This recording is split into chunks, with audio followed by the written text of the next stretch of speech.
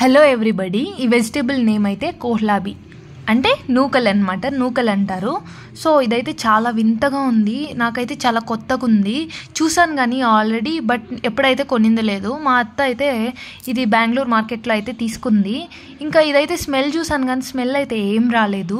ఇలాగైతే కట్ చేసేసుకొని పీసెస్ చేసేసుకొని సాంబార్లో అయితే వేసేసుకుంటారంట. ఇంకా అత్త చెప్పింది, నాకు కూడా కరెక్ట్గా తెలీదు. పైగా ఈ వెజిటేబుల్ అయితే ఇందులో విటమిన్స్ ఉంటాయి, ఇంకా వెయిట్ లాస్కి చాలా యూజ్ అవుతుందంట. ఇది రాగా కూడా తినేసేయచ్చు, ఏం కాదంట. చూడండి చూడ్డానికి ఎలా ఉందో.